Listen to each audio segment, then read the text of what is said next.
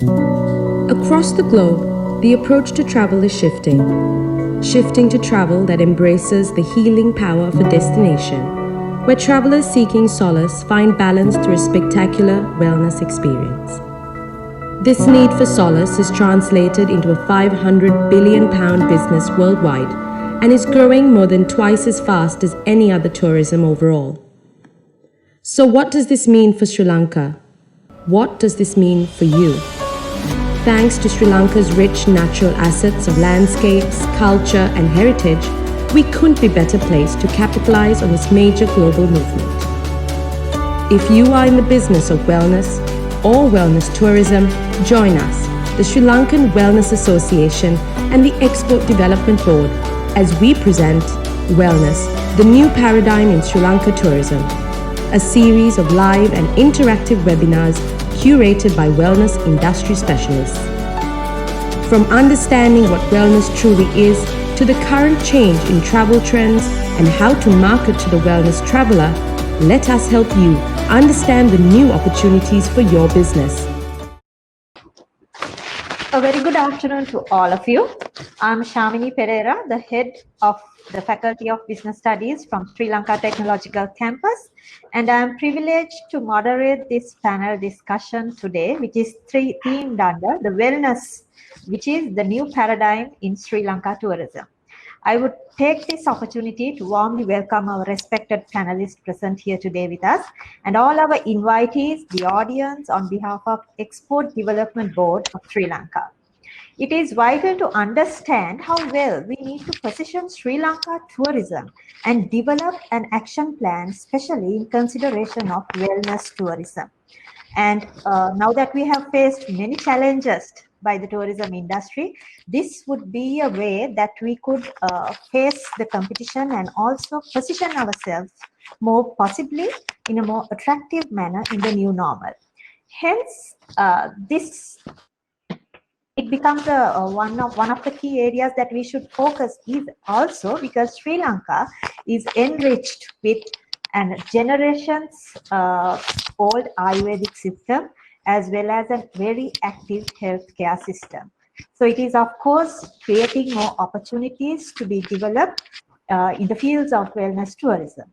While it's understood, it is also something that we need to understand is that there is a clear distinction between wellness and medical tourism. Hence, this webinar will be mainly aimed at wellness tourism, and our expert panel will share their insight on the development of wellness tourism and more specifically developing an action plan positioning Sri Lanka in this aspect. So let me introduce to you our expert panelists present here, starting with Professor Lal Chandrasena. Professor Lal Chandrasena is a clinical biochemist by profession and counts 24 years of experience in the university academic service and also 30 years of experience in hospital and healthcare administration and laboratory services. He is the professor of biochemistry and clinical chemistry, Faculty of Medicine from University of Kelaniya. He is an executive director and the general manager of Navaloka Hospitals PLC. He was conferred with national honors Vidya Jyoti by His Excellency, the President of Sri Lanka in 2017. Next, we have Dr. Palitha Serasinghe, who holds a first-class honors degree in Ayurvedic medicine awarded by the University of Colombo in Sri Lanka, as well as a PhD in medicine and pharmacology from Toyama Medical and Pharmaceutical University in Japan. He is also an experienced senior lecturer, a departmental head, and an additional director for postgraduate studies. He is the principal lecturer and the program lead at the College of Ayurveda in United Kingdom and Middlesex University. He is also the principal lecturer and the president of the College of Ayurveda in Japan. Next, Dr. Shantha Godagama. Joining us from UK, and he is the founder, patron of British Ayurvedic Medical Council and the director, ACU Vedic Clinic in London. He is also the advisor to the Herbal Medicines Advisory Committee to Medicines and Healthcare Regulatory Authority in the UK for the past 15 years. Next in line, we have Dr. Lakit Thiris, the Managing Director of Hemas Hospitals chain in Sri Lanka. He has over 20 years of experience in top management with multinational companies in healthcare and Sri Lankan enterprises. He holds a doctorate in business management from the University of Management and Science University from Malaysia, and as well as a master's in business administration from the University of Western Sydney. Mr. Shalin Balasurya, who is the co-founder of Spa Ceylon that has witnessed extraordinary heights both locally as well as internationally.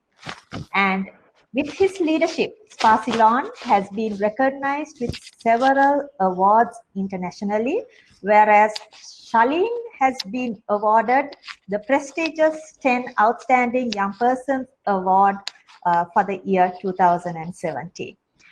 I would also like to welcome the President of the Sri Lanka Wellness Tourism Association, Mr. Trevor Reckerman, who will summarize the key points that were discussed throughout these webinar series by the latter part of this webinar. So with brief introduction to our panelists, let's now get into the discussion on wellness tourism as a new paradigm for Sri Lanka tourism. My first question is to Professor Lal Chandrasena. By definition, the wellness tourism focuses on preventive and curative care. In this regard, how do you see the Western medical sector contributing to the wellness tourism, and what can Sri Lanka offer? Over to you, Professor. Okay, thank you. Thank you. Let me start off straight away. Now we should start off with Western medicine. Now, wellness segment often precedes or follows a medical procedure, which done to correct a condition that hinders a person's well-being. So therefore, our curative care is complemented by a wellness segment in Western medicine. So whilst the role of Western medicine is primarily curative, now combining with a wellness segment, preceding or following, will certainly have a greater outcome for the patient and the family. So these pre and post procedure convalescence programs can be made jointly by Western physicians or surgeons along with Ayurvedic physicians, which process will ensure great and a combined benefit to the patient and boost the wellness tourism. So in this respect, we can concentrate on certain procedures which are regarded as elective procedures. Now, the procedures that come under this category are now dental care, the cosmetic care, weight management, knee and hip replacement, the fertility treatment, the bone marrow transplants, the kidney transplants, and also the women's health. So these are the procedures that can be regarded as elective, where the costs in Sri Lanka are almost 80 to 100% less than in the West. Furthermore, there are waiting lists in these countries often running into a year in Europe, UK, Australia, and Japan. And sometimes they are not also covered by insurance. So Sri Lanka can equally match the facilities with cost benefits, waiting lists, and international standards. So the manner, another aspect is the manner which we handled the COVID pandemic. This has won the admiration of the World Health Authorities. Therefore, this is the time to capitalize on this achievement. So therefore, now in this respect, I can say all over the world, we have an aging population which is increasing rapidly due to advancement in healthcare. Especially about 10% of the population is elderly, over 65. So the resulting economic and the social burdens on developed and industrial countries like Europe and Australia are heavy. So in this context, we can take the retirement village concept for the aging population, which is a long-term income generating venture, where the private hospitals in Sri Lanka ideally have the setup to take care of the burdens or take care of the needs of the elderly in a out of the hospital setting in a home environment. Now, Sri Lanka has the unique advantage of a tropical landscape and a climate with or hillside landscapes, and the climate which can be selected as per the requirements of the elderly population. So we are ideally suited to the retirement village concept. Certainly a welcome change from the cold and the wintry weather. The Sri Lankan government also will encourage such projects as a BOI enterprise. So this is something that we can persevere.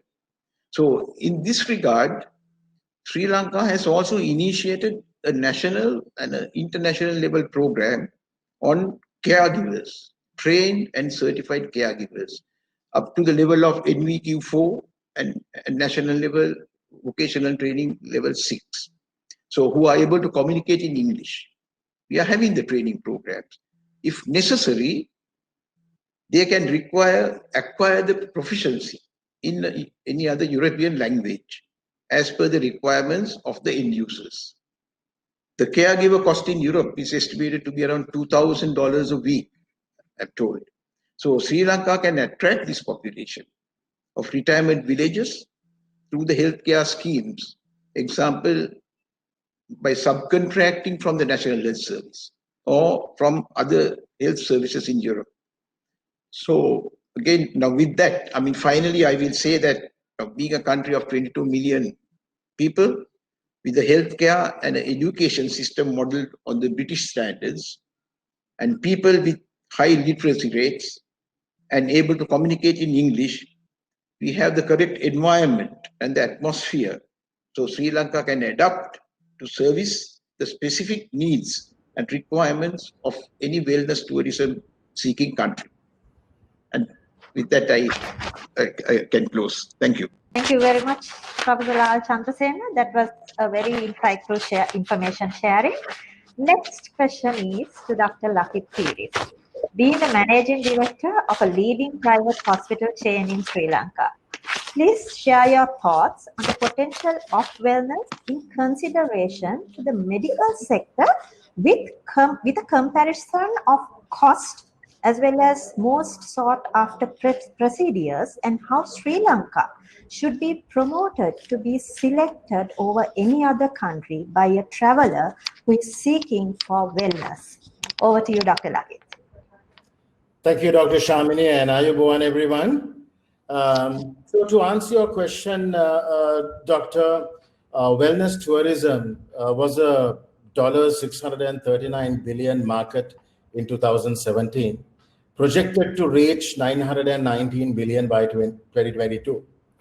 So wellness tourism grew by 6.5% annually from 2015 to 2017, more than twice as fast as tourism overall. So Asia Pacific projects the highest average annual growth rate of 13% when compared to Europe, North America, Middle East, etc.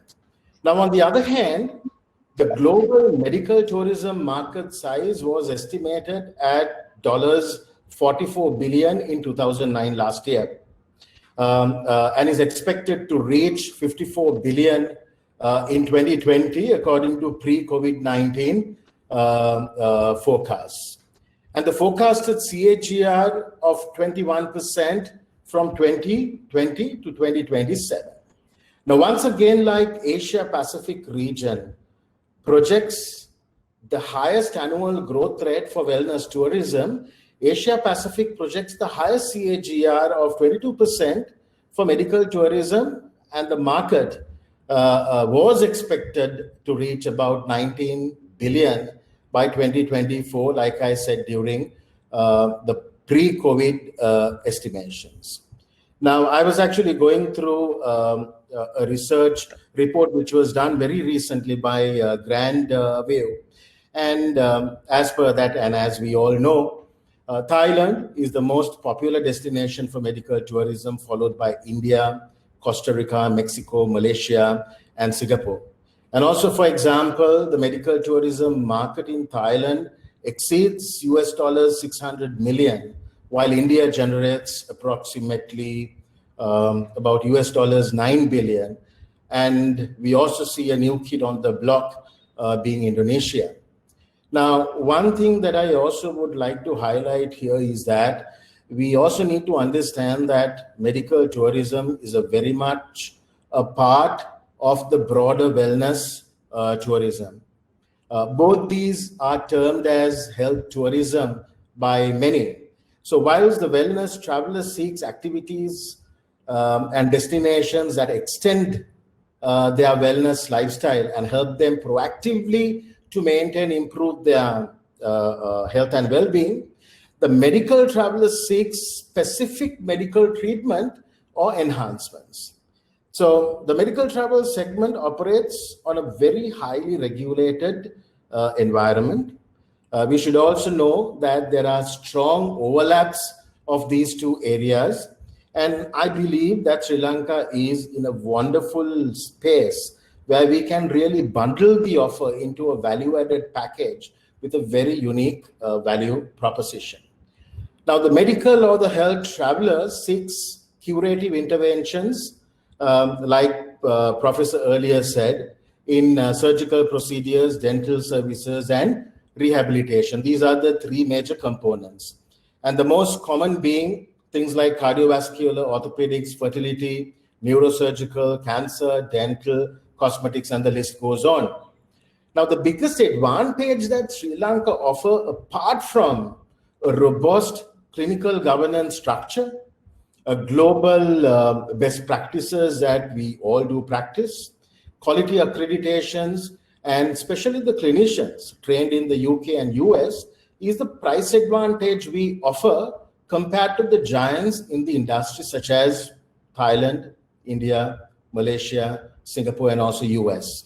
So to answer your question very precisely, let me quickly take you through a few examples of where Sri Lanka is in terms of the price point compared to these giants in few selected procedures, just to highlight, the advantages that Sri Lanka really could offer. Now, CABGs, or mostly commonly known as a bypass surgery, in Sri Lanka will cost about US dollars 6,300. But compared to Sri Lanka, India it's offered at $7,900. In Thailand, $15,000. In Malaysia, $12,000. Singapore, $17,000.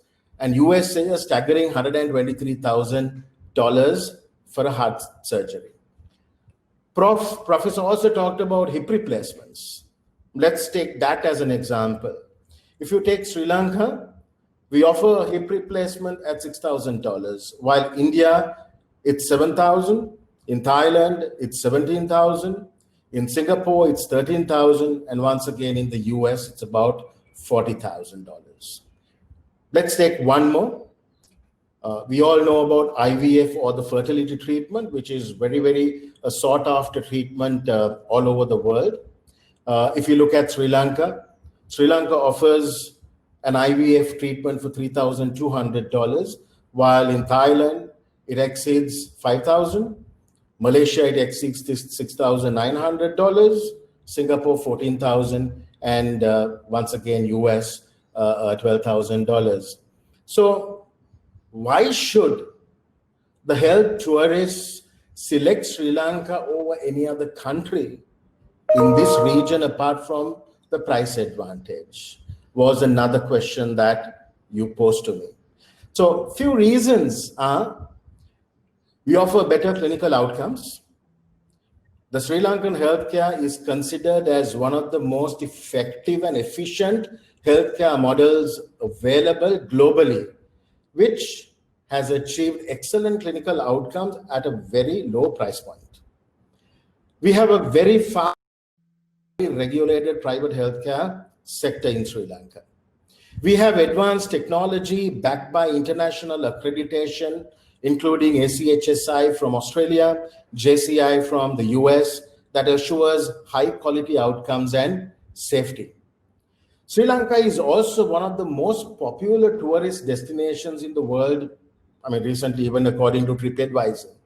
Now, there is much more yield when general tourism is converted into wellness tourism. And also the other fact is high literacy in Sri Lanka that makes communication easier for the traveler compared with other regional players. Now, COVID-19 also helped us to really ramp up our online digital services. And as a result, Sri Lanka is now in a great position to offer follow-up care through teleconsulting, telemedicine, and even virtual connected care when the health travelers return to their home countries.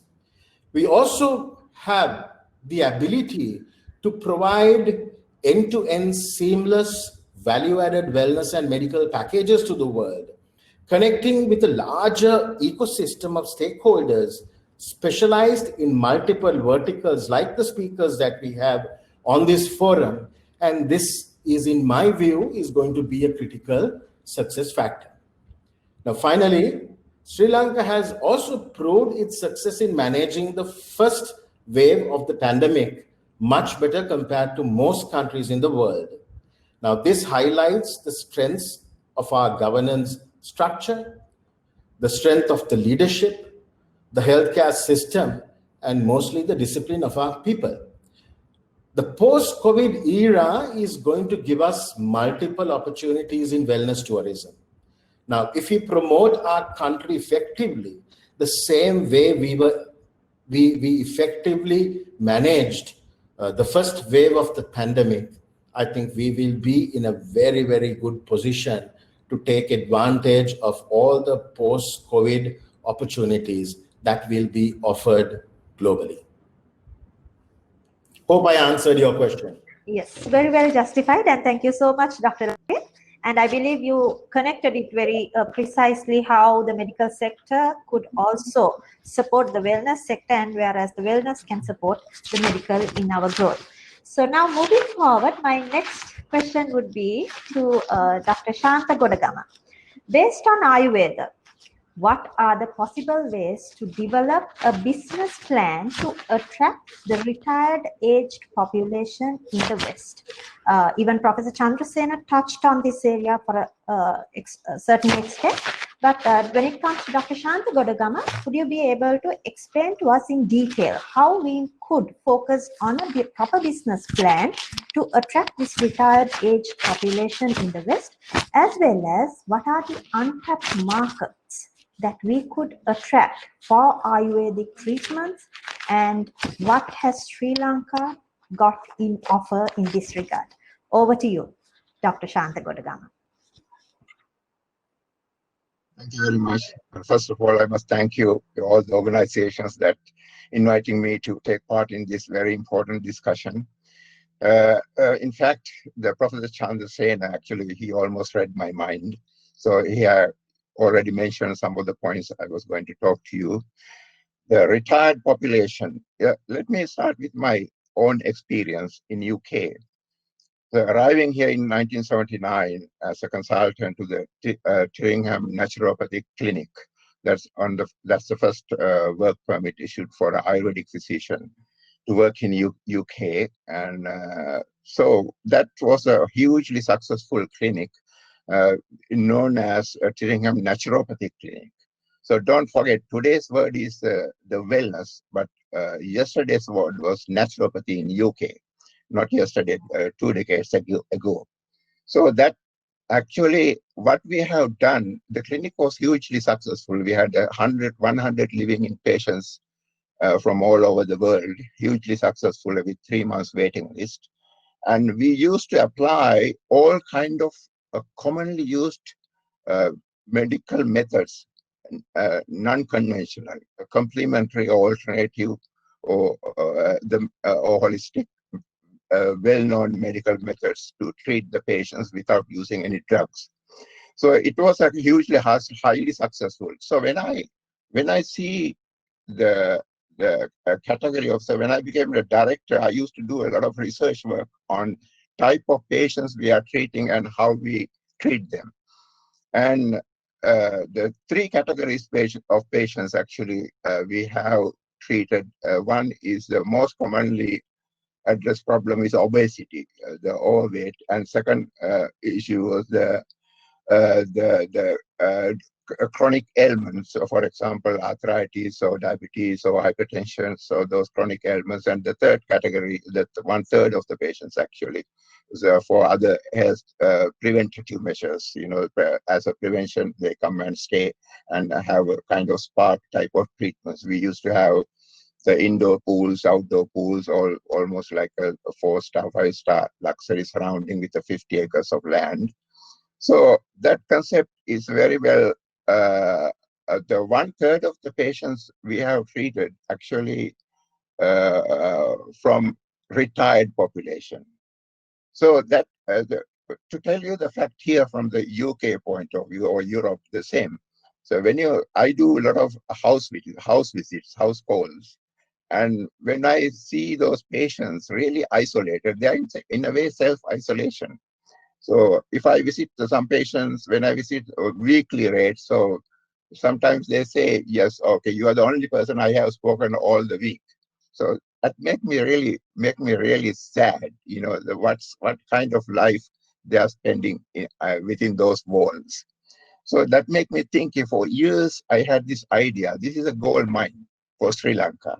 The retired population, we should, actually Professor Chandrasena very well address that issue. And we should devise a solid plan acceptable to the Western audience, that we do care. The advantage in Sri Lanka over many other countries is our hospitality, our culture, our Buddhist culture. Actually, everyone visits Sri Lanka, tell, oh, what a fantastic people living in Sri Lanka. What are you doing over here? So that kind of questions we are facing. So we have a very good culture backed by the Buddhist principles, Buddhist lifestyle, Buddhist culture. And of course, we are in harmony with other religions, Christians, Catholics, Muslims. So, and also the country is very well located, and we have all kind of weather conditions.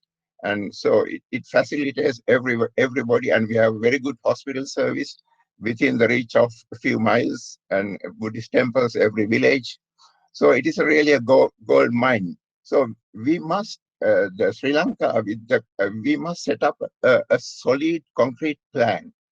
The way I think, we need a working group, actually proper working group comprising the officials, maybe the Department of Health, Department of Ayurveda, airports, immigration, and the private hospitals like Navaloka or Hemas, and the airlines, and the hotels and spas. So all these people got to get together and have a round table discussion how to address this issue into the Western market.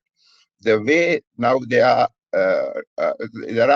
what we call self individuals. They are going on retirement holidays in individual basis, but we must tap the market in a proper way.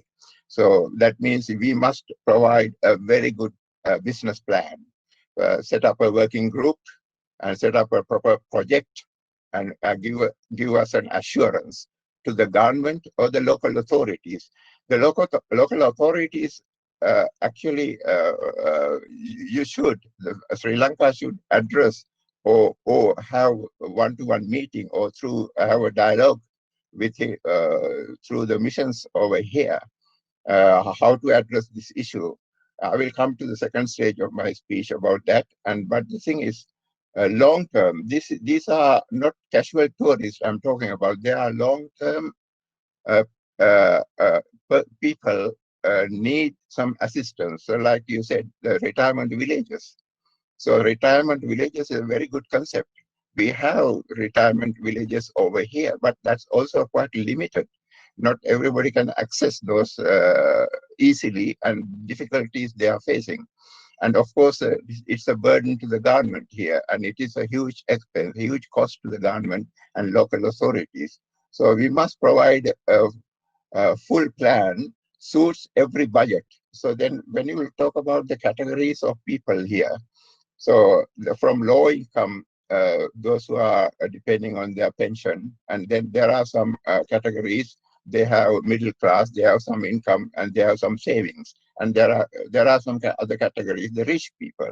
So we should be able to provide a tailor-made a program for each category, from maybe from 1-star facility to the 5-star facility. So the all kind of the private individuals are seeking, or if given an opportunity. So that is how you tap the market. So we need to address individually. We have to sit down and work out a proper plan, how to get this message across to the retired people over here.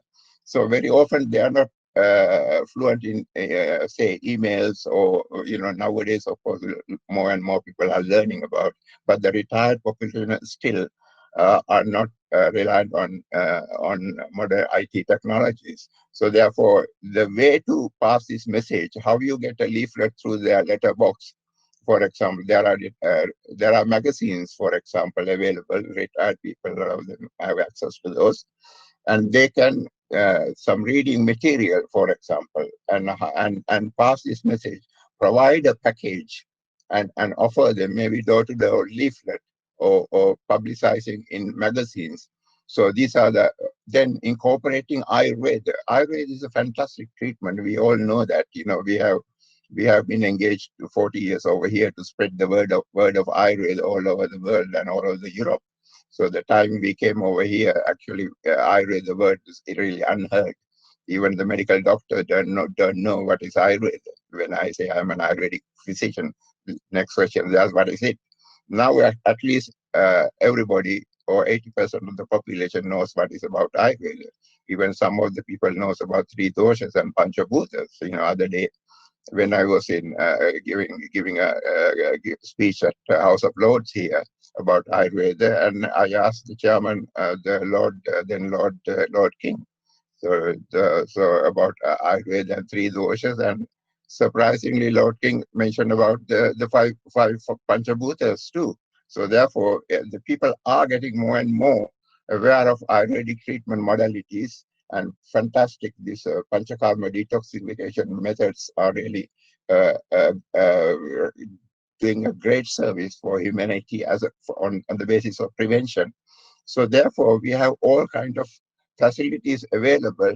So only thing is we need, Sri Lanka need to produce this model, discussing with them, because we can read the minds of the Western people. So we need to have some kind of advisory committee that's set up of the basis of thinking of the Westerners' minds, and how they think, how they want to get rid of their problems, or how they're going to cope up with their day-to-day issues. So therefore, retirement village concept is a very good idea, that everything is within that village.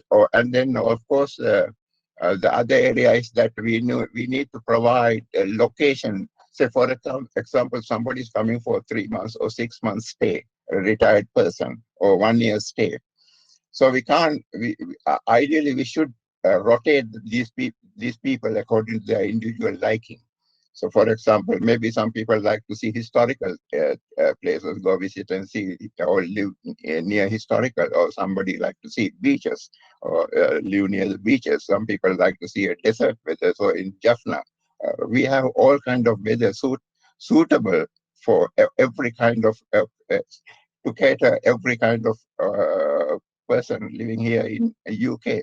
So my view is that, we have a very good opportunity. Ayurveda is fantastic, and we have a lot of advantages over our competitors. So we should look after them very well, and we should implement, or we should prepare a proper business plan. That is my vision for future. Actually, I've been thinking on this line for last 20 years. So at least there's I can see some light coming after Thank all you so these much. dark years. Thank you so much, Dr. Thank you very Shanta much. Gurgama.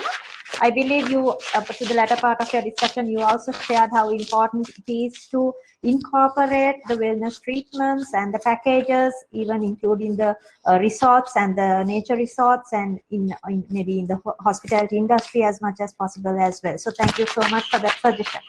My next question is to Dr. Palitha Serasinghe. Ayurveda has been one of the main features of wellness tourism in Sri Lanka over 30 years. And now it is facing some challenges due to the COVID-19 outbreak. With your experience and opinion, what is the way forward of wellness tourism in Sri Lanka, and how should we open? What are the new markets that we should open our wellness facilities and activities into? Over to you, Dr. Palitha Serasinghe. Thank you, Dr. Shamini, and hi to everyone. Ayubowan. Yes, it's a very important question. Perhaps some of you might be aware of research was undertaken by some researchers from Australia, China, Turkey, and Malaysia. It was supported by the Global Wellness Association, I suppose. This piece of research published kind of the policy that we can also look at.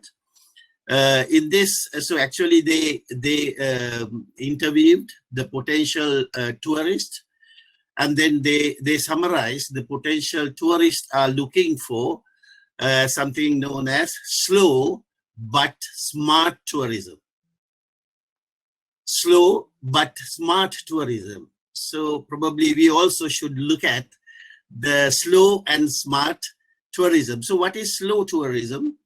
In the global context, the post-COVID-19 period will be, the tourist will be unwilling to participate in mass tourism and instead prefer more deliberate trips with an emphasis on extended experience and holiday developed as the slow tourism. So there are few features to this slow tourism. One point is, based on the local population. So the tourists are not willing to travel to far distances. So we should focus on this as well, the local population. Then longer lengths of stay. I think we have been discussing this with the previous presenters as well. Then fulfilling tourist experience, giving the priority to the travel quality over quantity. So therefore, we should start our wellness tourism back, Ayurveda especially, Ayurveda linked wellness tourism with the local population perhaps. And that will give us more opportunity to develop the sanitary and health requirements as well. So starting with the local population, and alongside that, we should be engaging the previous customers. So perhaps the hotels, the wellness centers, they can offer little online seminars, little guidance to the previous customers. So engaging them in the dialogue and giving them something back. So people are looking for immune boosting. So just educate them on immune boosting and keep your clients the dialogue going on, so that when the time and the health authorities permit to open the health centers, so we can invite the tourists to come into the country. So when we look at the Ayurveda wellness tourism, so there are certain opportunities with regard to this slow tourism, because the concept itself is slow tourism. So always we take a small group and the program is individualized. So it's very easy to adapt into this new the concept as well. So therefore we have an opportunity there which we need to build upon. What is smart tourism? The smart tourism can focus on controlling human traffic to major tourist sites, to maintain social distancing and quality of the visitors. So again, we have the opportunity there. Ayurveda tourism, we can easily adapt into this concept. So always we use small groups, and usually we don't allow the guests to, for long distance traveling even within the country. So whereas we encourage more resting within the hotel. So things like that we need to be focusing. Yes. And so looking forward, so once we need to, of course, adhere to the guidelines from the health authorities, and maybe one of the roles that the Sri Lankan Wellness Tourism Association can play is, along with the health authorities, to develop a very good, very strong guidelines. There are loads of guidelines available online from the other institutions from UK, Europe, and US as well. So we need to adapt those and develop good guidelines for the whole country when we open up the health wellness centers. And another point which I would like to raise is, reassuring the clients. So once we have all these policies, the guidelines in place, when we adapt the sanitary, extra hygiene, sanitary, social distancing, and all these measures, so we can reassure the clients to come into the country. So reassuring is another important point, I think. And maybe we need to look at limiting the number of guests, maybe even, I don't know, maybe, just taking in 50% occupancy, or so that we can maintain more social distancing and etc. Another idea which came into my mind is, just maybe allocating one therapist to look after the client throughout the period. So it's not only the treatment aspect, but also the serving the food, just like a butler. So that, tracing also will be, in case there is any issue. So the tracing also will be easier in that case. So perhaps we have to look into, minor points like that. So another opportunity, big opportunity, is people are looking for immune boosting now. So probably I can touch on that in the next round if the time permits. So developing immune boosting programs. Thank you. Okay, thank you so much. Thank you so much, Dr. Palita Senasinghe. Next, we have Mr. Shalin Balasurya. As the co-founder of the largest independent spa operator in the country, Shalin, can you share with us that spa salon play in wellness tourism in Sri Lanka, and what can the other independent spa operators do to be actively and effectively participative in wellness tourism for our country? Over to you, Shalin.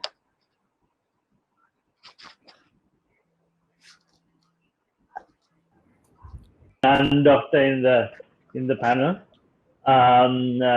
Just before I go into your question, I just want to add something to what Dr. Palita said about the Wellness Tourism Association helping with getting this guideline up for opening the wellness centers and so on. Doctor, part of the Wellness Tourism Association. I was also part of a committee who, based on international guidelines, put together actually a possible guideline. We've shared this with the health authorities. We've shared it with the tourism board as well. And there is a lot of people who are employed within this sector. So we've sent it out to them, in which we think is a fairly safe guideline to resume treatments. And we are waiting on the Tourism Association, or the Wellness Tourism Association came together exactly for this, to facilitate thought around wellness tourism, and also wherever possible to help the tourism authority in putting the guidelines specific to the industry. So we're hoping to do more and more and be more involved in that moving forward. Going into your question, yes.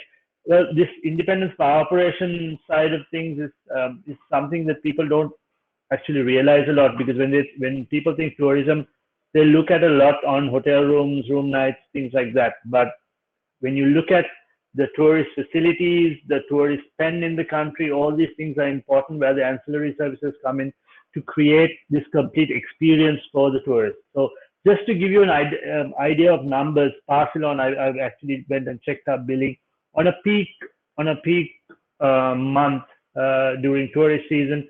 We have about a little over 9,000 tourist interactions within our network. So that's a lot of tourists. That's almost if you extrapolate that, that's a lot of tourists a year. So that's just our brand. So imagine all the other independent operators, what an impact they do have on tourism in the larger sense. And what we need to realize is that all those little interactions make the destination. It's not just the hotels and the hotel rooms or the wellness hotels. It's all those little interactions. So if you're looking at Sri Lanka as a wellness destination, developing the independent operators, they're independent in the sense that they have their own locations, but they also operate locations within hotels. So developing them is an important part of the larger picture as well, because if you look at countries like Thailand or Indonesia, those independent spa operators play a huge role in that country being recognized as a wellness destination. So I think the first thing is to recognize the large role the independent operators can make. Number two, post-COVID, there's going to be more and more emphasis on wellness, more and more emphasis on immune boosting, and so on. And then every traveler is going to want some sort of wellness experience, or going to build in some sort of wellness experience. Almost every traveler is going to build in some sort of wellness experience to their travel. So there's a lot of opportunity there as well. If you looked at pre-COVID, the breakup between a primary wellness traveler, which is a traveler who's traveling purely for a wellness holiday, versus a secondary wellness traveler, a traveler who consumes a wellness offering as part of their holiday, the split was something like 86-14 or 90-10, somewhere there. So there was more than 80% of the wellness traveler, and this big wellness travel market was secondary wellness travelers. So a lot of these secondary wellness travelers are serviced by these the standalone brands, the independent brands that provide spa services and other wellness services. So developing this is very, very important. And also for those independent service providers to understand that this should be beyond somewhere you come for a massage, beyond somewhere you come to consume a product or service. It has to be an experience. Every tourism is about experience, more and more now. So every touch point of a tourist in a country has to be experiential. And this is what our independent operators have to understand. You're not providing a massage, you are providing a wellness experience. So how do you build your locations? And sometimes you don't have the luxury of, like a resort, having acres of land and beautiful lush gardens and leveraging on the beauty of Sri Lanka. You need to create that experience sometimes in an urban setting. How do you do that? How are you handling your temperature? How are you handling your visuals? How are you handling your build of your premises? What are the elements in your service you're providing? So all those lend itself to that experience that the tourist then takes back with him, which becomes a big part of our promotions. For instance, if you are a local Ayurveda independent spa operator, at the end of your treatment, if you're giving someone Chinese tea, it doesn't make sense. If you're giving someone apples and grapes as their fruit after or before your treatment, it doesn't make sense. We need to have a cohesive brand that delivers something that's uniquely Sri Lankan, that's authentically Sri Lankan, and that gives an identity of this country they're visiting. And creating great brands like that, creating great experiences like that, and creating those touch points is what's going to set us apart. And the more and more brands that are brands or businesses that position themselves in this manner is going to lend itself to create Sri Lanka into this big wellness destination we want it to be. We have everything that we could want in terms of our country. This amazing natural resources, the amazing science of Ayurveda, our warm culture, our religious background, everything lends itself to be a perfect wellness destination. All the natural resources are there. Now it's up to us, brand owners, doctors, people in the industry, to come together and create a product that's marketable, to create a product that resonates with the wellness traveler, to create a product that people will remember and want to keep coming back to. So that is where it lies. And I think forums like this and what the Wellness Association is doing, and with the tourist, Sri Lanka tourism opening itself to really discover this, is going to really help get us there. Yes, thank you so much, Shalin. First of all, for explaining how the Wellness Association is related with governing the structure, and then when it comes to administrative part of it, and then how nicely you explained the system thinking, the importance of system thinking and creating experiences with the inclusion of all the other independent spa operators. So my next, now that we have come to the end of the first round of questions, where a lot of insight has been shared by our panelists, let's open up further to understand how possibly potential for Sri Lanka to position ourselves in wellness tourism with a properly focused action plan. So the second round of questions will begin from this point of view. And again, I would like to start with Shalin Balasurya. Could you please educate us regarding the key challenges for independent spa operators in Sri Lanka and what needs to be done to overcome these challenges? Over to you, Shalin, again.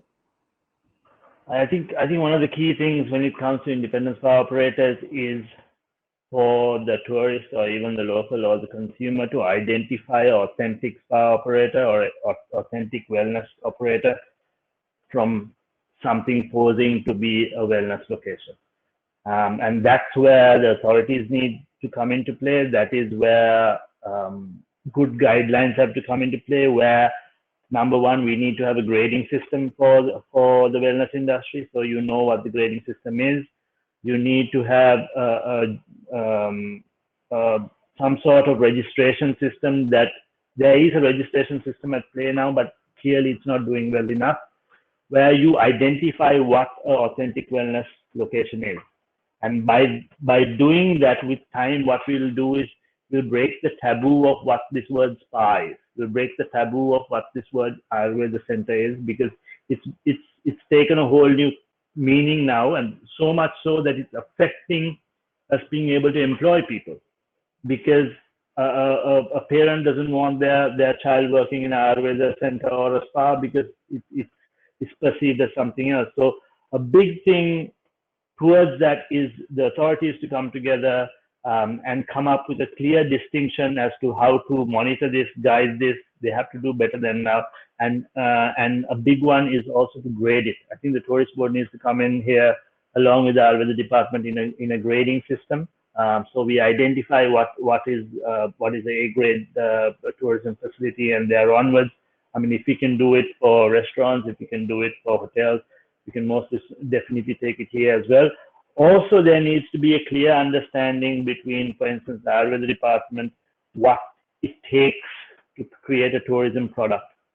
When regulations are developed, it should identify that it needs to be a tourism offering, and what is the balance of creating good regulations with good monitoring, yet being able to create something that is worthy of tourism or will attract tourism in the long term. So that amount of understanding is needed as well.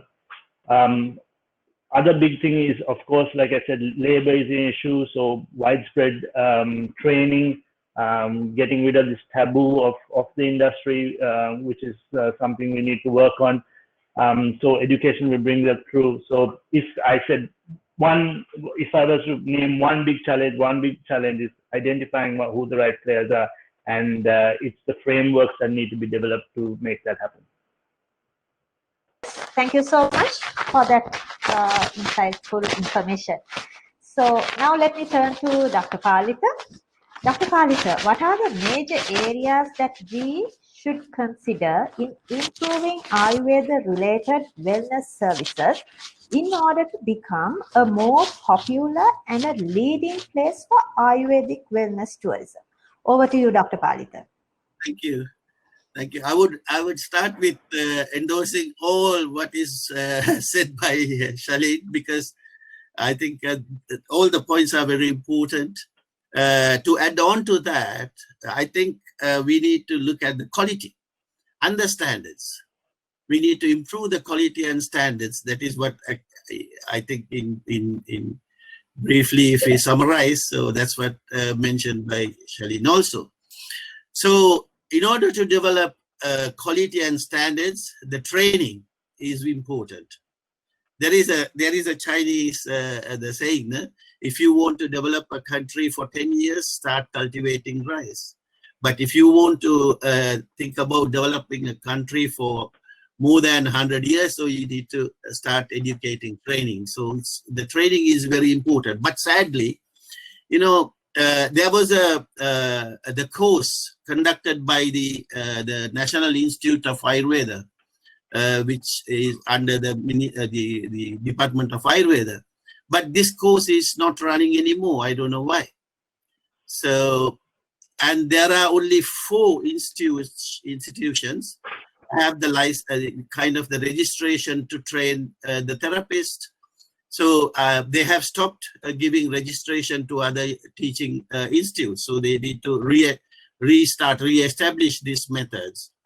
Otherwise, so we cannot, you know, have properly qualified, trained therapists, which is very important, like in the West.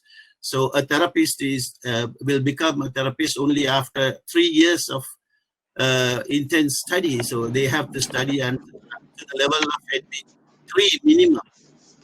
So we need to develop the training the therapists, the courses. Then we need to consider about the strict ethical aspects. So as I mentioned, about 25 years when we started the very first the center, I faced a lot of problems to employ the female therapist. Yes, so we need to ensure the ethical aspect, female to female, male to male. So that has to be, you know, practiced strictly. And so we need to safeguard the name and the fame of Ayurveda. So we should stop people using just the name of Ayurveda. And we have to demarcate between Ayurveda wellness centers, where there is an Ayurvedic doctor available, and so it is providing only Ayurvedic services from the normal spas. So there should be strict regulation to stop the other spas using the name of Ayurveda, or just putting one massage into their menu and say, so we are practicing Ayurveda. So we need to demarcate that. And again, as Aline very correctly pointed out, that we need to grade the centers. 25 years ago, when I was in Sri Lanka, I was a member of the committee, which was, you know, which was established by the Tourism Board and the Department of Ayurveda. So there we identified 3 the grades of Ayurvedic wellness centers. But unfortunately, again, after that, I think there had been many other committees to go on a guidelines, but this hasn't been gazetted to the date. So we need to lobby this, that the Department of Ayurveda, along with the Tourist Board, should work together and gazette these guidelines. So we can go on and so go on about this. But if I may touch on the immune boosting aspect, so this has become a fashion term now. This has become very attractive because people are interested more in the immune boosting aspect. So we have very good immune boosting programs that we can develop. So we should focus on this, I think. But we have to be careful. We should provide only authentic Ayurvedic and well, you know, based on evidence, designed immune boosting programs. When we say immune boosting, it's not just taking a tablet or a herb. So the immune boosting is, Ayurveda looks everything in holistic manner. So we have to develop the immune boosting programs holistically. But basically, at least 4 aspects are there for the immune boosting: Sattva, the Agni, Ojas, and Bala. So Sattva is the mind. So the Ojas is the essence, the immune factors in the body. And then the Agni is the digestive and metabolic aspect. And the Bala is the physical, as well as the endurance to protect the body from the various attacks. So we have a holistic immune boosting package based on evidence, and we should avoid making any false marketing, or we should be very genuine about it. Thank you. Thank you so much, Dr. Palita. So let's turn to Dr. Shanta again. Dr. Shanta, please enlighten us whether we can develop an Ayurveda model for needy patients in care homes in the West. In the long term, we are in a situation, and even previously in the status of UK, there is a huge cost that the UK government currently spends to take care of such people. So what can we do to develop that Ayurvedic model for the needy patients, promoting wellness in Sri Lanka? Over to you, Dr. Shanta. Yes, thank you. Yes, this is the area really the world is not looked seriously, particularly the European governments and British government. It is really a burden for them. It's really because they're thinking of the cost of operation and managing somebody needing a full-time care. There are patients here in care homes or cared individually, funded by the local authorities. That sometimes it is a full-time funding, full-time employment of at least 2 persons to support, give a 24-hour cover within their home. So just imagine the cost. So cost can be, so in Sri Lankan rupees, could be from 2 lakhs or 3 lakhs per week, or up to 10 lakhs, depend on the quality and what kind of care a person needs. To give you an example, recently I sent a patient suffering from motor neuron disease to Sri Lanka, a lady, aged about 60, and I arranged 4 months stay in a house, which is a very well designed house, with all the facilities, and given full Ayurvedic treatment. Not only the Ayurvedic treatment, some other treatments. For example, we have another aspect which we have neglected in the past, at the present actually, the exorcism and shamanic type of treatments. We have a belief, there are some unknown spirits attack the human body and cause the diseases. So which we see those problems in the West very much over here. So therefore, this is another area. So coming back to that lady's issue, the motor neuron disease, we have successfully, I have managed to treat her, at least to make, we know that it is an incurable condition. But the problem is we address the problem very well. And after 3 or 4 months' time, she was able to walk a little bit better. So we made her quality of life a little bit better. So if she had treatment another longer period, she would have made much improvement state. Unfortunately, her budget ran out. So therefore, this is the area we need to work out a tailor-made a business plan from the Sri Lankan operators, tour operators or spa operators, to facilitate a disabled person or less able person, or able but disabled in a different way. For example, HIV sufferers in UK branded as a disabled person. So they get all the benefits from the government, disability benefits and support services. So therefore, we can actually, for example, I tried to send one of those HIV positive case to Sri Lanka. Actually, that places I tried, they could point blankly refused. So because the cultural belief that they think, oh, it's quite a danger. No, it's not a dangerous situation as long as you know about the problem. So therefore, we can cater those patients in need. There are three categories of patients living here.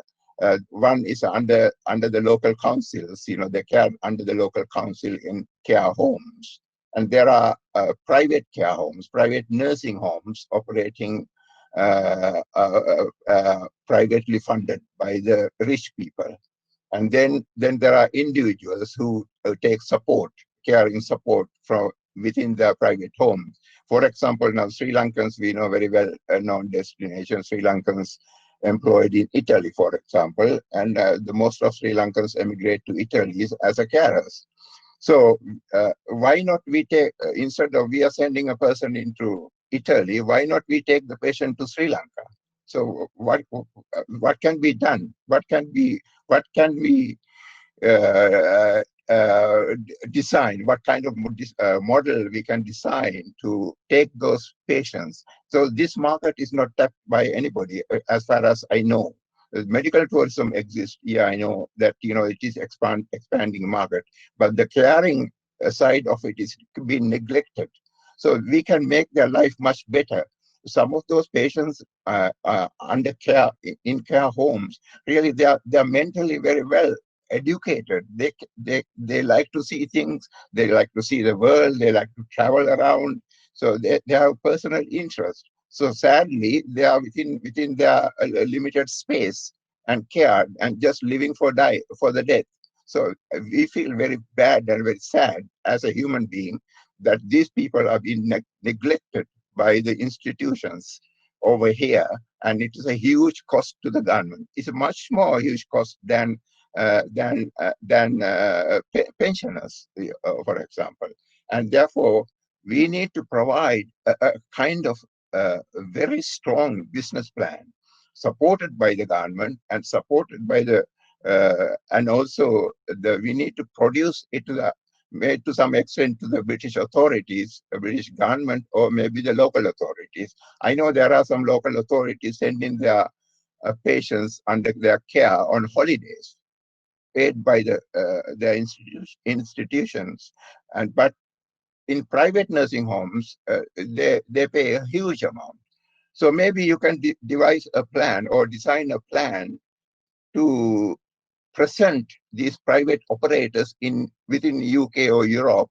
This is the plan. Can we take your patients, Lord, to our Sri Lanka? We will provide, okay, we'll send them to the tea states, or we'll send them to Jaffna if they like. We send them to the beaches, whatever. So they will really enjoy it. The lady I talking about motor neuron disease, she said mentally she was so happy in the end. She came back to me and thanked me so much that providing and arranging passage through to Sri Lanka. So she studied a lot, mentally very capable, although physically she was unable. So therefore, we had to provide, of course, support service, full-time person, lady accompanied her as a supporter and giving support. Of course, she enjoyed the Sri Lankan food and hospitality and the friendship, and develop a friendship, a long-term friendship. In fact, she's supporting someone financially back in Sri Lanka, not even up to now. So therefore, there are a lot of areas. Then other area I was going to say that because now we have founded the British Ayurvedic Medical Council recently, the professionalism and the protection of the patients, protection of the practitioners, and disciplinary procedures, with everything in place, now almost equal to the British Medical Association, maintaining the highest possible standards in the UK. The same thing we are expecting back in Sri Lanka. So in other words, putting our house in order.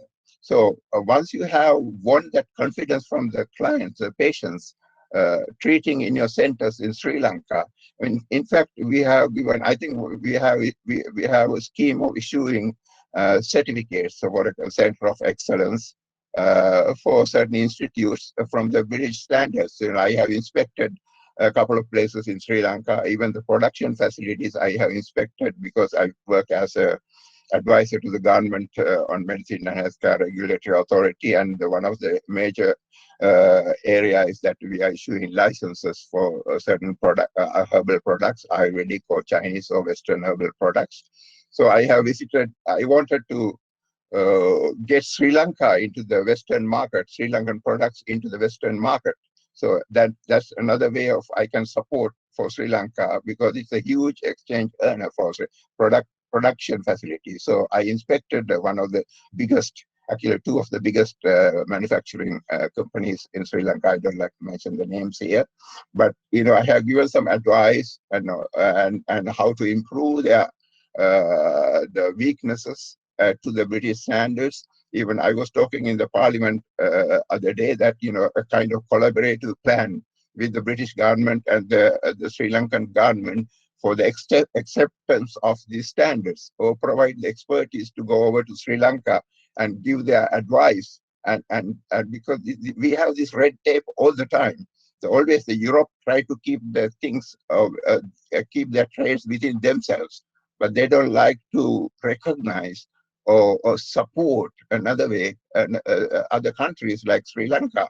I always speak about these issues over here in UK, that, you know, this is a kind of discriminatory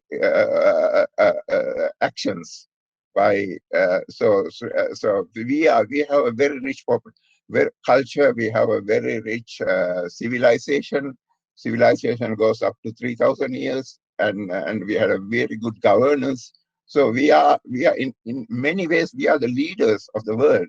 So we are the people actually brought law and order into the world in the first place.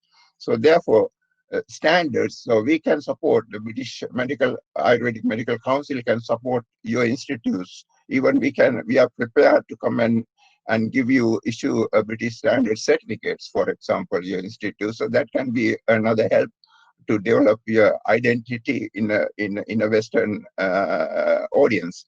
So therefore, and the manufacturing standards and regulatory bodies, and we need, there are so many weaknesses within Sri Lanka in terms of regulation of the practitioners.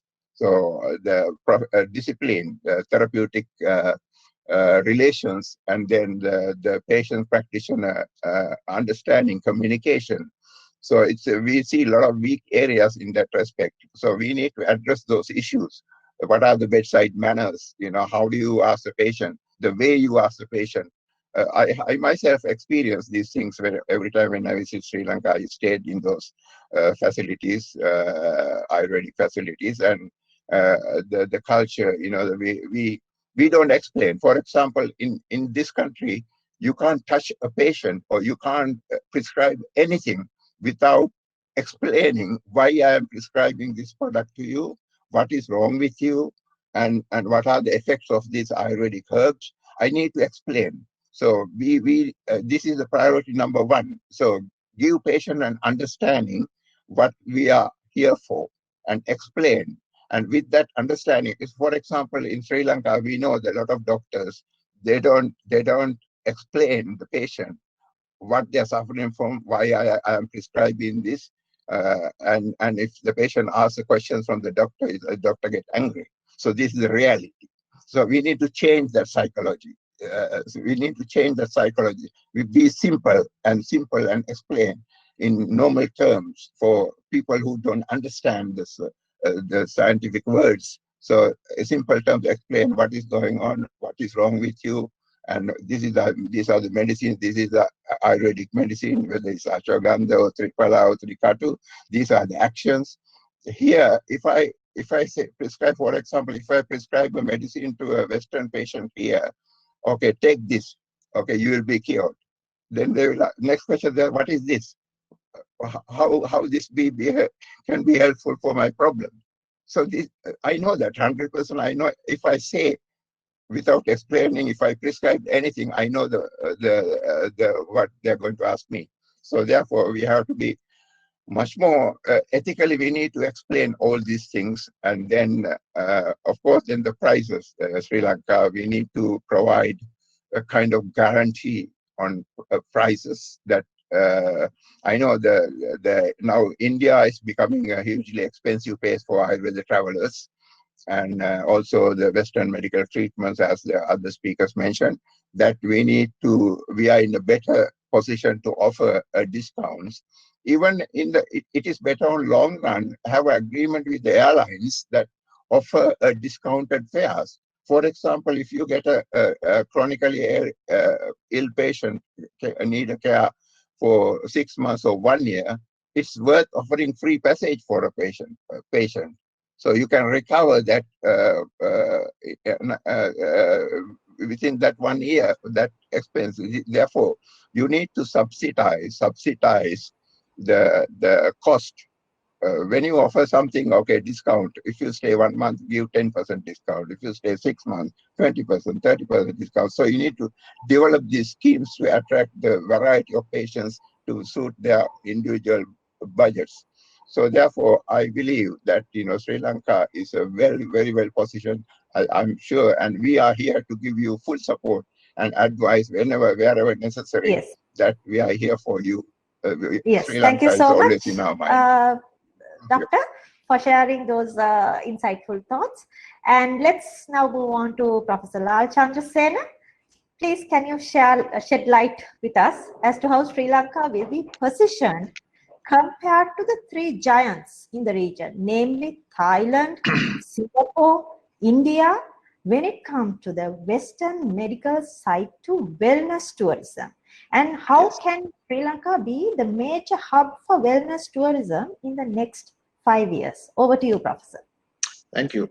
Now, quite rightly, you mentioned the three players. They are in Asia. Now, collectively, these three countries, India, Thailand, and Singapore, they are holding a major share in the wellness tourism market in the East. India, our closest neighbor, they are growing at a rate of 30% annually. And Singapore constantly gets about 250,000 patients per year. And most of them, half of them are from the Middle East. And Singapore, and unfortunately Sri Lanka, gets less than 25,000 influx annually for Western medical segment. So now the COVID-19 has temporarily halted this flow of traffic. In this scenario, Sri Lanka must evaluate, we must evaluate ourselves, our competitors, and most importantly, our potential patients' needs, and ensure that we can cater to their needs. We can make use of this, the embargo, this travel embargo period, do a research into our strengths and weaknesses. The pandemic has taught us lessons, and we can never forget, and we should learn from them.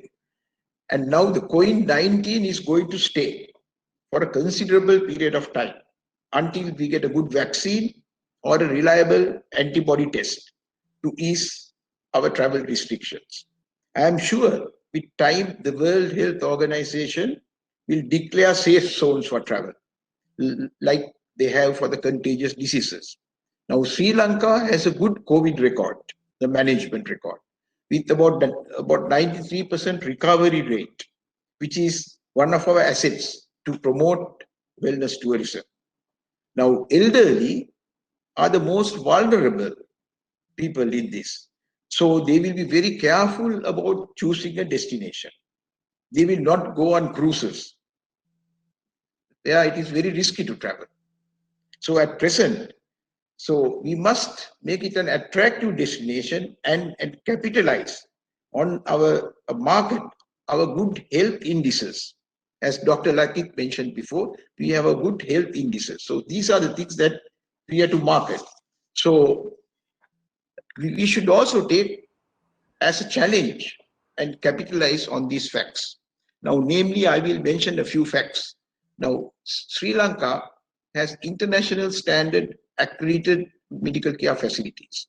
For example, there are 4 hospitals with a Joint Commission International accreditation, that is JCI, and other hospitals with MTQA, ACSHI, and some hospitals also have the College of American Pathologists accreditation.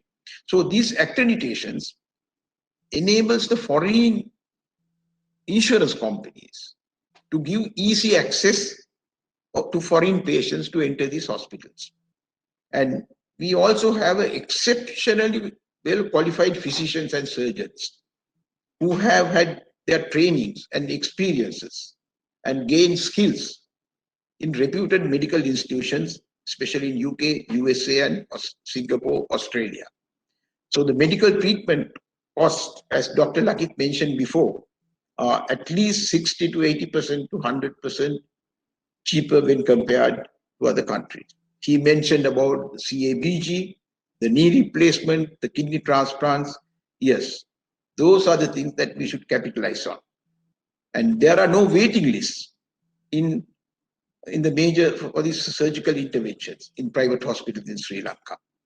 But Sri Lanka is also fast getting interconnected with the world and with the globalization.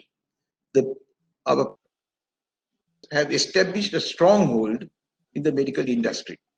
We have the communication improvements through internet and the growth of global communication and medical communication, the web. We have the telemedicine, we have cloud technology, and the picture archiving and communications for radiology image. So these are the things that the medical tourism or the wellness sectors will want.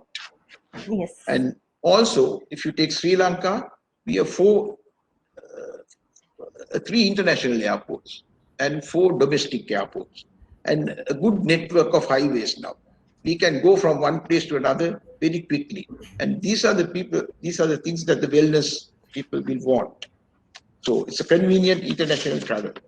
Now, even with these overwhelming advantages, we have not capitalized, emphasized enough, and done enough awareness.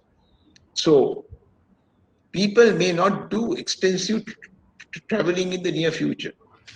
And it is very timely to concentrate on our nearby destination, like the Maldives and people from the Seychelles.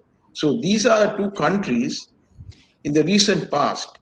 They have been patronizing mostly our neighboring destination. So we should try our best to get them back to our Sri Lanka. So now with that, I will say finally, now actively we should work in close association with organizations like the wellness tourism organizations in the world. We must participate in international trade fairs with the assistance of the Export Development Board and Sri Lanka Tourism. And we have a lot of high commissions abroad. They must help our tourism. And there are 2 operators that we have to communicate with. And these will give us the required exposure to market our potential to make this a major hub. And thank you. Thank you. Thank you so much, Professor. So let's, since we are running out of time, to keep it brief, let's quickly move to Dr. Lakit Piris. Dr. Piris, what is the role of hospital industry in Sri Lanka in the post-COVID phase to support to the post-COVID recovery plan to ensure safety for travelers and the tourists and those who are in the hospitality industry? I would be very grateful if you could quickly share your thoughts in this regard. Over to you, Dr. Lakit. Thanks, Shamini. Over the past decades, the Sri Lankan healthcare system has achieved much better health indicators and coverage when compared with the neighboring community countries at a very low cost and with higher standards.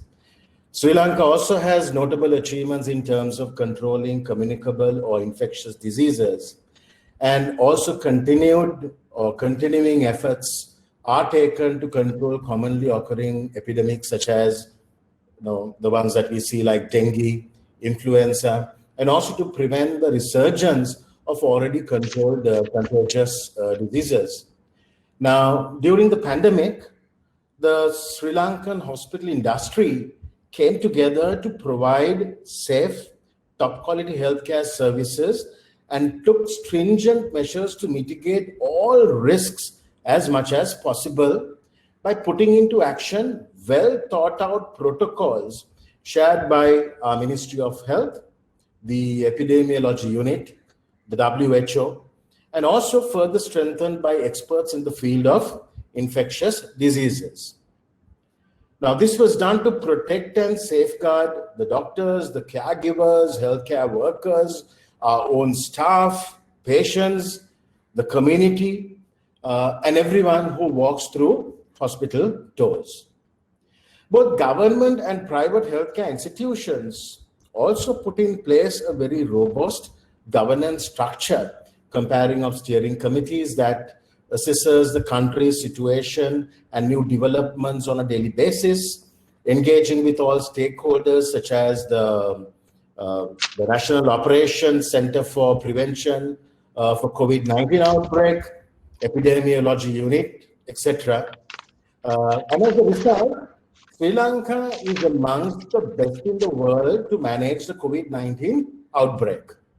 Now, this itself is sufficient evidence of our capability as a nation and as a healthcare system to ensure the safety for wellness travelers and tourists compared to any other country in the region.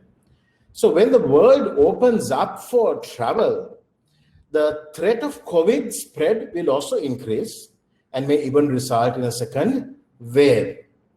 So while the government of Sri Lanka and the armed forces, the healthcare specialists will have a safe and stringent protocols in place to safeguard the spread of COVID into the community, the private hospitals will continue to focus on high quality precautionary measures to make sure that the wellness traveler and the tourists are kept safe in a healthcare setting.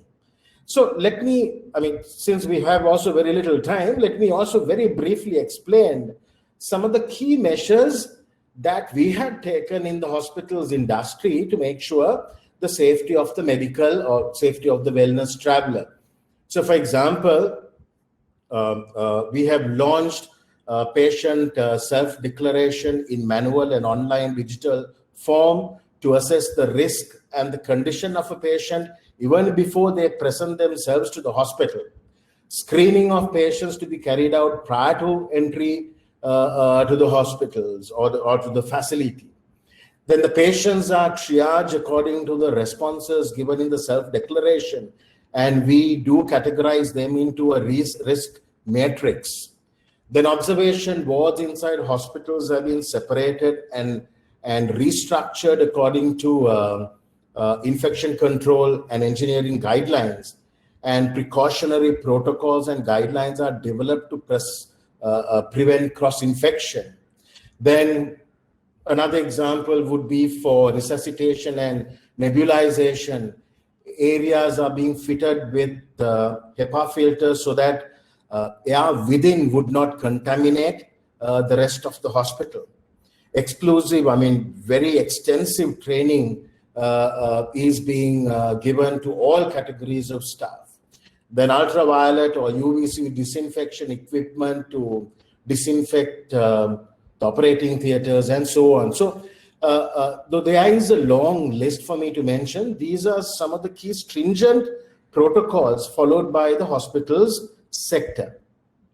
Now, this is done to keep the wellness travelers safe. Now, even during the time that the world was locked down, we had a charter flight coming to Sri Lanka on special approval for medical treatment. Now, this itself is evidence of the confidence and the trust placed on the private healthcare system of Sri Lanka. So going forward, the Western medical sector will continue to be patient-centric, as we always do. Our services will be affordable and will offer transparent, curative solutions. Consumers in future will want more empowerment in terms of managing their own health. Hence, the future medical traveler or the wellness traveler or a patient will want their records, healthcare records, to be stored, protected, and for them to access easily. Now, this is something that our industry is working on as of now in introducing what we call as electronic health records across all major hospitals. And hospitals will also be providing standardized care, and it will also be seamless and integrated. So I personally believe that Sri Lanka is positioned very well to take on emerging opportunities on the global platform post-COVID.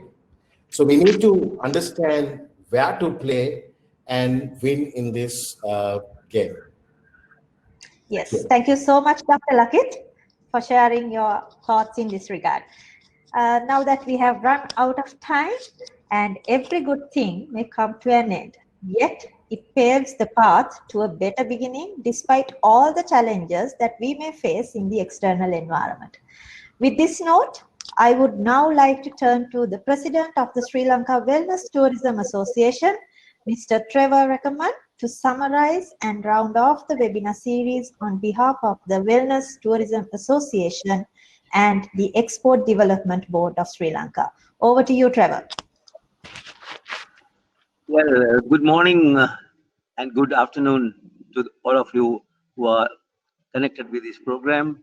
I am talking to you from Yala, and I hope I am getting across to you both visually and orally. But yes, very pleased to have been observing the session today, and I'm overawed, in fact, by what I have heard. The education was tremendous, and I learned a lot in this last hour, more than I had done over the last few years. So I'm not going to try to summarize all that. I think there will be a time for that. But certainly very grateful to all of you for the time, the energy, and the conviction that you have shown in sharing with us some major insights that I think will benefit Sri Lanka wellness tourism in a big way.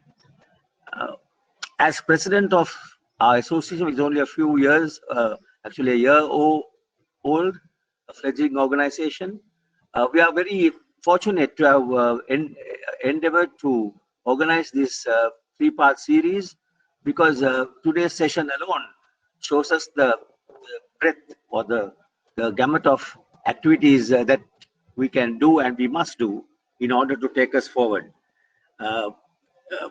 In terms of our objectives, I don't need to elaborate. We want to connect, and I think that we have done through this webinar series is very valuable to us.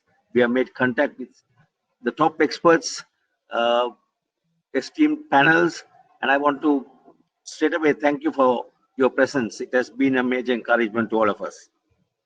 So we will play the role of an association. We have brought membership together. We will make representations to government when it's required to take measures that most of you have pointed out. We will work with research and the newest trends and try to disseminate that information far and wide. We will look at the qualitative aspects that most of you mentioned, something that we must bear in mind. And so there's a whole lot of work cut out for us, but we are greatly privileged to have had so much inputs from all of you.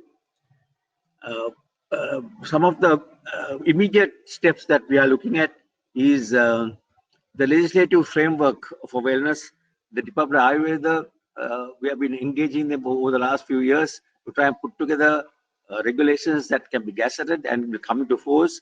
In the interim, the Sri Lanka Development Authority, Tourism Development Authority has got some regulations in place which basically governs the practices in that sector. So it's helpful for the moment, but I think we need a wider framework to bring the qualitative aspect into place.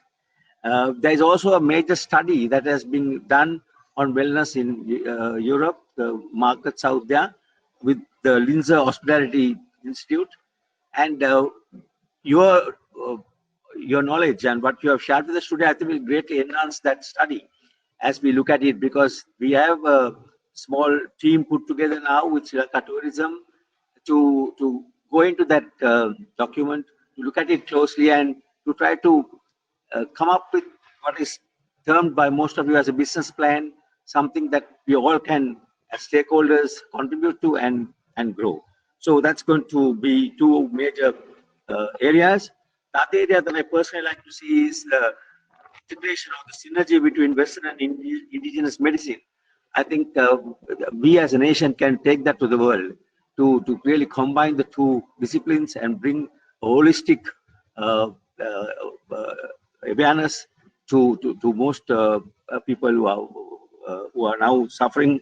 COVID has brought that awareness to the surface, and I think we will certainly benefit from that kind of thinking. We are also very fortunate to have Sri Lanka Tourism taken the initiative finally, because we have been trying to persuade them to come on board and look at wellness closely.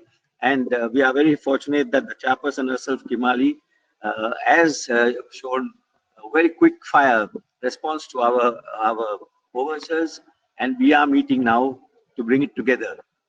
I mustn't forget the role that EDB has played.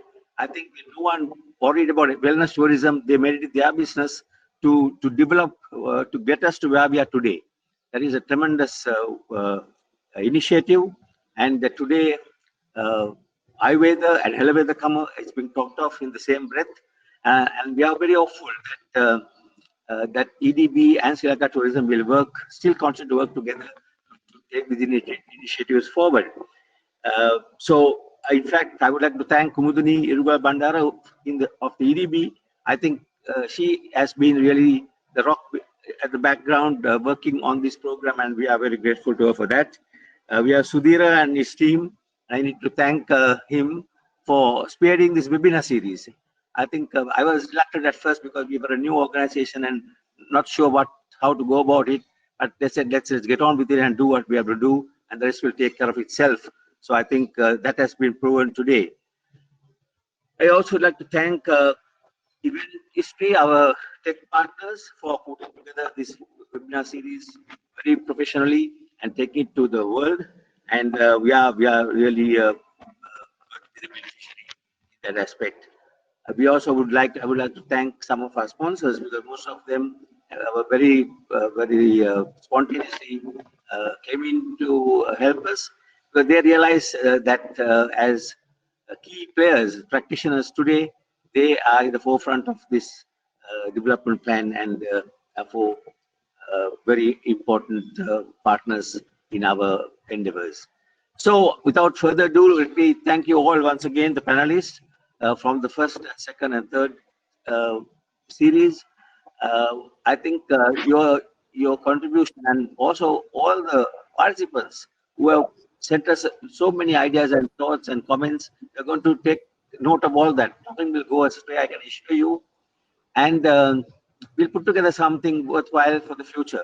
With that, let me wish you good evening and thank you very much once again for your contributions. Goodbye and thank you. Thank you very much, Trevor. So wishing you all a wonderful evening and many blessings ahead. Thank you.